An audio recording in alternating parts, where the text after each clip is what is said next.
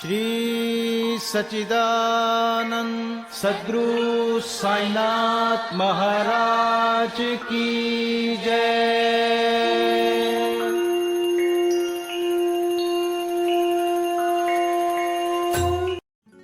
साईं अगर तुम्हारा सहारा न होता, सुखी ये घर बार हमारा न होता।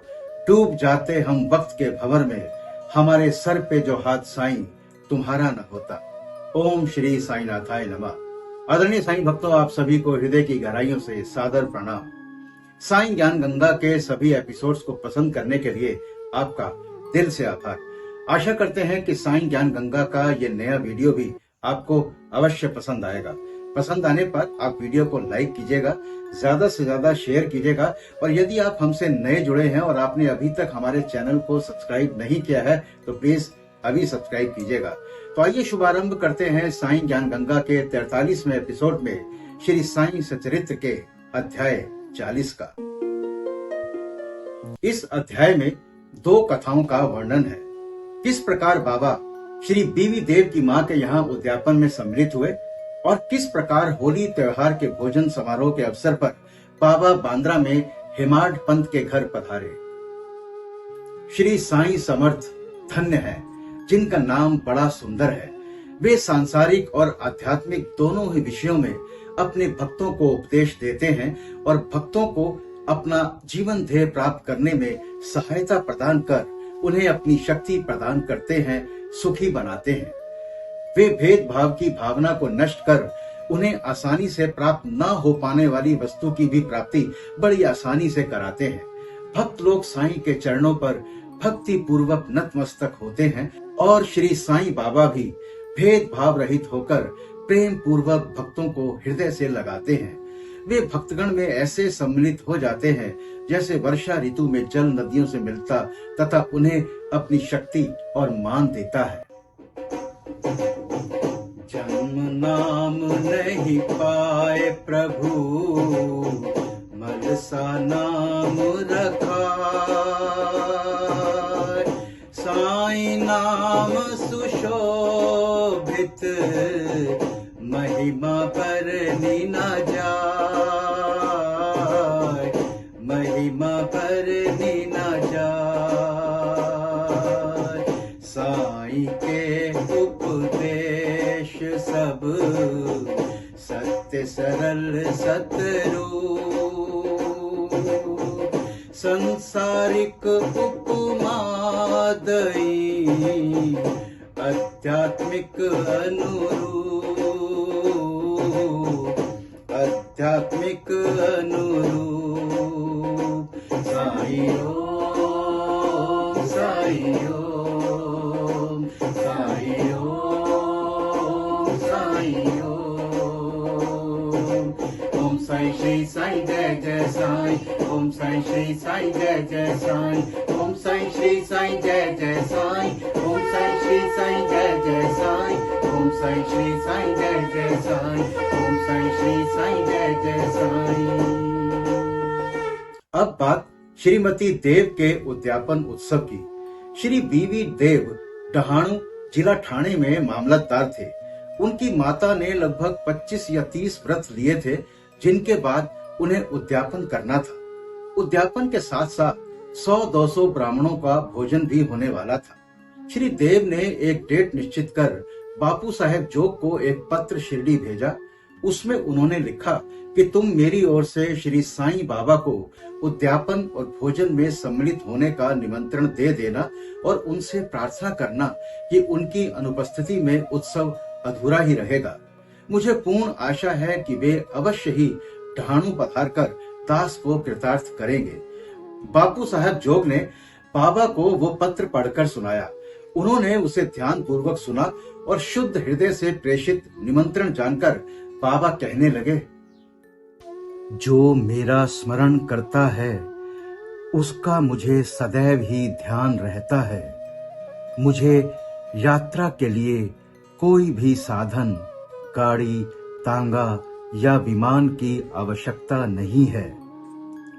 मुझे तो जो प्रेम से पुकारता है उसके सम्मुख मैं अविलंब ही प्रकट हो जाता हूँ। उसे एक सुखद पत्र भेज दो कि मैं और 2 व्यक्तियों के साथ अवश्य आऊंगा। जो कुछ बाबा ने कहा था, जोग ने श्री देव को पत्र में लिखकर भेज दिया। पत्र पढ़कर देव को बहुत प्रसन्नता हुई, परंतु उन्हें ज्ञात था कि बाबा केवल राहाता, रुई और नीम गांव के अतिरिक्त और कहीं भी नहीं जाते हैं। फिर उन्हें विचार आया कि बाबा के लिए क्या असंभव है। उनकी जीवनी अपार चमत्कारों से भरी हुई है। वे तो सर्वव्यापी हैं। वे किसी भी वेश में अनायास ही प्रकट होकर अपना वचन पूर्ण कर सकते हैं। उद्यापन के कुछ दिन पूर्व एक सन्यासी डहाणू स्टेशन पर उतरा, जो बंगाली सन्यासियों के समान वेशभूषा धारण किए हुए था। दूर से देखने में ऐसा प्रतीत होता था कि वो गौ रक्षा संस्था का स्वयंसेवक है। वो सीधा स्टेशन मास्टर के पास गया और उनसे चंदे के लिए निवेदन करने लगा। स्टेशन मास्टर ने उसे सलाह दी कि तुम यहाँ के मामलेदार के पास जाओ और उनकी सहायता से ही तुम यथेष्ट चंदा प्राप्त कर सकोगे। ठीक उसी समय मामलेदार भी वहां पहुंच गए। तब स्टेशन मास्टर ने सन्यासी का परिचय उनसे कराया और वे दोनों स्टेशन के प्लेटफॉर्म पर बैठे वार्तालाप करते रहे। मामलेदार ने बताया कि यहाँ के प्रमुख नागरिक श्री राव साहेब नरोत्तम सेठी ने धर्मार्थ कार्य के निमित्त चंदा एकत्र करने की एक नामावली बनाई है। अतः अब एक और दूसरी नामावली बनाना कुछ उचित सा प्रतीत नहीं होता। इसलिए श्रेष्ठकर तो यही होगा कि आप 2-4 माह के पश्चात पुनः यहाँ दर्शन दें। ये सुनकर सन्यासी वहां से चला गया और 1 माह पश्चात श्री देव के घर के सामने तांगे से उतरा। तब उसे देखकर देव ने मन ही मन सोचा कि वो चंदा मांगने ही आया है। उसने श्री देव को कार्यरत देखकर उनसे कहा, श्रीमान, मैं चंदे के निमित्त नहीं वरन भोजन करने के लिए आया हूँ। श्री देव ने सन्यासी से कहा, बहुत आनंद की बात है, आपका सहर्ष स्वागत है। सन्यासी कहने लगा, मेरे साथ 2 बालक और हैं। श्री देव ने सन्यासी से कहा, कृपया उन्हें भी साथ ले आइए। भोजन में अभी 2 घंटे का विलंब था, इसलिए श्री देव ने सन्यासी से पूछा, यदि आज्ञा हो तो मैं किसी को उनको बुलाने को भेज दूं। सन्यासी ने कहा, आप चिंता ना करें, मैं निश्चित समय पर उपस्थित हो जाऊंगा। श्री देव ने उन्हें दोपहर के समय पधारने की प्रार्थना की। ठीक 12 बजे दोपहर को वो सन्यासी अपने साथ 2 और को लेकर पहुंचे और भोज में सम्मिलित होकर भोजन करके वहां से तीनों चले गए। उत्सव समाप्त होने पर देव ने बापू साहेब जोग को पत्र में उलाहना देते हुए बाबा पर वचन भंग करने का आरोप लगाया। जोग वो पत्र लेकर बाबा के पास गए, परंतु पत्र पढ़ने के पूर्व ही बाबा उनसे कहने लगे, अरे, मैंने वहां जाने का वचन दिया था तो मैंने उसे धोखा नहीं दिया। उसे सूचित करो कि मैं अन्य 2 व्यक्तियों के साथ भोजन में उपस्थित था, परंतु जब वो मुझे पहचान ही ना सका तब निमंत्रण देने का कष्ट ही क्यों उठाया था। उसे लिखो कि उसने सोचा होगा कि वो सन्यासी चंदा मांगने आया है, परंतु क्या मैंने उसका संदेह दूर नहीं कर दिया था कि 2 अन्य व्यक्तियों के साथ मैं भोजन के लिए आऊंगा, और क्या वे त्रिमूर्तियां ठीक समय पर भोजन में सम्मिलित नहीं हुई। देखो, मैं अपना वचन पूर्ण करने के लिए अपना सर्वस्व निछावर कर दूंगा। मेरे शब्द कभी असत्य नहीं निकलेंगे। बाबा के इस उत्तर से श्री जोग के मन में बड़ी प्रसन्नता हुई और उन्होंने पूर्ण उत्तर लिखकर श्री देव को भेज दिया। जब देव ने उत्तर पढ़ा तो उनकी आंखों से अश्रु धाराएं प्रवाहित होने लगी। उन्हें अपने आप पर बड़ा क्रोध आ रहा था कि मैंने व्यर्थ ही बाबा पर दोषारोपण किया। वे आश्चर्यचकित से हो गए कि किस तरह मैंने सन्यासी की पूर्व यात्रा से धोखा खाया, जो कि चंदा मांगने आया था और सन्यासी के शब्दों का अर्थ भी ना समझ पाया कि अन्य 2 व्यक्तियों के साथ मैं भोजन को आऊंगा। इस कथा से विदित होता है कि जब भक्त अनन्य भाव से सद्गुरु की शरण में आता है, तभी उसे अनुभव होने लगता है कि उसके सब धार्मिक कृत्य उत्तम प्रकार से चलते और निर्विघ्न संपन्न होते रहते हैं। सतगुरु की आया शरण, अनुभव दियो कराय, कृत्य धार्मिक सफल सब, तनिकौ कष्ट न पाय, तनिकौ कष्ट न पाय। साईं निभाए वचन सब, भोजन पायो जाय, पूर्व सूचना दीन प्रभु, देव समझू नहीं पाए, देव समझू नहीं पाए। साईं ओम, साईं ओम, साईं ओम, साईं ओम। ओम साईं श्री साईं जय जय साईं, ओम साईं श्री साईं जय जय साईं, ओम साईं श्री साईं जय जय साईं, ओम साईं श्री साईं जय जय साईं, ओम साईं श्री साईं जय जय साईं, ओम साईं श्री साईं जय जय साईं।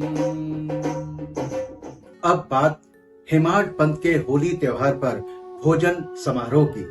यहाँ हम अब दूसरी कथा लेते हैं, जिसमें बतलाया गया है कि बाबा ने किस प्रकार चित्र के रूप में प्रकट होकर अपने भक्तों की इच्छा पूर्ण की। सन 1917 में होली पूर्णिमा के दिन हेमाड पंथ को एक सपना हुआ।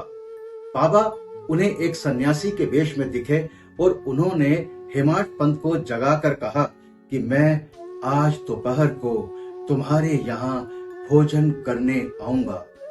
जागृत करना भी स्वप्न का एक भाग ही था, परंतु जब उनकी निद्रा सचमुच में भंग हुई तो उन्हें ना तो बाबा और ना कोई अन्य सन्यासी ही दिखाई दिया। वे अपनी स्मृति दौड़ाने लगे और अब उन्हें सन्यासी के प्रत्येक शब्द की याद हो आई। यद्यपि वे बाबा के सानिध्य का लाभ गत 7 वर्षों से उठा रहे थे तथा उन्हीं का निरंतर ध्यान किया करते थे, परंतु ये कभी भी आशा न थी कि बाबा भी कभी उनके घर पधारकर भोजन कर उन्हें कृतार्थ करेंगे। बाबा के शब्दों से अति हर्षित होते हुए वे अपनी पत्नी के समीप गए और कहा कि आज होली का दिन है, एक सन्यासी अतिथि भोजन के लिए हमारे यहाँ पधारेंगे, इसलिए भात थोड़ा अधिक बनाना। उनकी पत्नी ने अतिथि के संबंध में पूछताछ की। प्रत्युत्तर में हेमाड पंथ ने बात गुप्त न रखकर सपने का वृतांत सत्य सत्य बतला दिया। तब वे संदेह पूर्वक पूछने लगी कि क्या ये भी कभी संभव है कि वे शिरडी के उत्तम पकवान त्याग कर इतनी दूर बांद्रा में हमारा रूखा सूखा भोजन करने को पधारेंगे। हेमाड पंथ ने विश्वास दिलाया कि उनके लिए क्या असंभव है। हो सकता है वे स्वयं न आए और कोई अन्य स्वरूप धारण कर पधारें। इस कारण थोड़ा अधिक भात बनाने में हानि ही क्या है। इसके उपरांत भोजन की तैयारियां प्रारंभ हो गईं। 2 पंक्तियां बनाई गईं और बीच में अतिथि के लिए एक स्थान छोड़ दिया गया। घर के सभी कुटुंबी, पुत्र, नाती, लड़कियां, दामाद इत्यादि ने अपना अपना स्थान ग्रहण कर लिया और भोजन परोसना भी प्रारंभ हो गया। जब भोजन परोसा जा रहा था तो प्रत्येक व्यक्ति उस अज्ञात अतिथि की उत्सुकता पूर्वक राह देख रहा था। जब मध्याह्न भी हो गया और कोई भी न आया, तब द्वार बंद कर सांकल चढ़ा दी गई। अन्न शुद्धि के लिए घृत वितरण हुआ, जो कि भोजन प्रारंभ करने का संकेत है। वैश्वदेव यानी अग्नि को औपचारिक आहुति देकर श्री कृष्ण को नैवेद्य अर्पण किया गया। फिर सभी लोग जैसे ही भोजन प्रारंभ करने वाले थे कि इतने में सीढ़ी पर किसी के चढ़ने की आहट स्पष्ट आने लगी। हेमाड पंत ने शीघ्र उठकर सांकल खोली और 2 व्यक्तियों अली मोहम्मद और मौलाना इस्मू मुजावर को द्वार पर खड़े हुए पाया।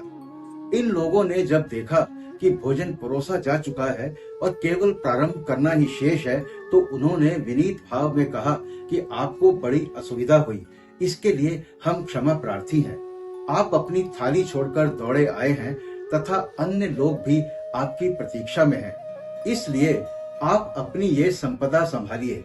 इससे संबंधित आश्चर्यजनक घटना किसी अन्य सुविधाजनक अवसर पर सुनाएंगे। ऐसा कहकर उन्होंने पुराने समाचार पत्रों में लिपटा हुआ एक पैकेट निकालकर उसे खोलकर टेबल पर रख दिया। कागज के आवरण को ज्यों ही हेमाड पंत ने हटाया तो उन्हें बाबा का एक बड़ा सुंदर चित्र देखकर महान आश्चर्य हुआ। बाबा का चित्र देखकर वे द्रवित हो गए। उनके नेत्रों से आंसुओं की धारा प्रवाहित होने लगी और उनके समूचे शरीर में रोमांच हो आया। उनका मस्तक बाबा के श्री चरणों पर झुक गया। वे सोचने लगे कि बाबा ने इस लीला के रूप में मुझे आशीर्वाद दिया है। कौतूहलवश उन्होंने अली मोहम्मद से प्रश्न किया कि बाबा का ये मनोहर चित्र आपको कहां से प्राप्त हुआ। उन्होंने बताया कि मैंने इसे एक दुकान से खरीदा था। इसका पूर्ण विवरण मैं किसी अन्य समय के लिए शेष रखता हूँ। कृपया आप अब भोजन कीजिए क्योंकि सभी आपकी ही प्रतीक्षा कर रहे हैं। हेमाड पंत ने उन्हें धन्यवाद देकर नमस्कार किया और भोजन गृह में आकर अतिथि के स्थान पर चित्र को मध्य में रखा तथा विधि पूर्वक नैवेद्य अर्पण किया। सब लोगों ने ठीक समय पर भोजन प्रारंभ कर दिया। चित्र में बाबा का सुंदर मनोहर रूप देखकर प्रत्येक व्यक्ति को प्रसन्नता होने लगी और इस घटना पर आश्चर्य भी हुआ कि वो सब कैसे घटित हुआ। इस प्रकार बाबा ने हेमाड पंत को स्वप्न में दिए गए अपने वचनों को पूर्ण किया। इस चित्र की कथा का पूर्ण विवरण अर्थात अली मोहम्मद को चित्र कैसे प्राप्त हुआ और किस प्रकार से उन्होंने उसे लाकर हेमाड पंत को भेंट किया, इसका वर्णन अगले अध्याय में किया जाएगा। श्री साईं सचरित्र का अध्याय 40 यहाँ संपन्न होता है। आशा करते हैं कि ये वीडियो आपको अवश्य पसंद आया होगा। अगर ऐसा है तो वीडियो को लाइक कीजिएगा, ज्यादा से ज्यादा शेयर कीजिएगा और यदि आप हमसे नए जुड़े हैं और आपने अभी तक हमारे चैनल को सब्सक्राइब नहीं किया है तो प्लीज अभी सब्सक्राइब कीजिएगा। तो मिलते हैं आपसे अगले गुरुवार को श्री साईं सचरित्र के अगले अध्याय के साथ साईं ज्ञान गंगा के नए एपिसोड में। तब तक मस्त रहिए, स्वस्थ रहिए, साईं नाम जपते रहिए। बाबा सबका भला करेंगे। ओम श्री साईनाथाय नमः। अनंत कोटि ब्रह्मांड नायक राजाधिराज योगी राज पर ब्रह्म श्री सच्चिदानंद सद्गुरु साईनाथ महाराज की जय।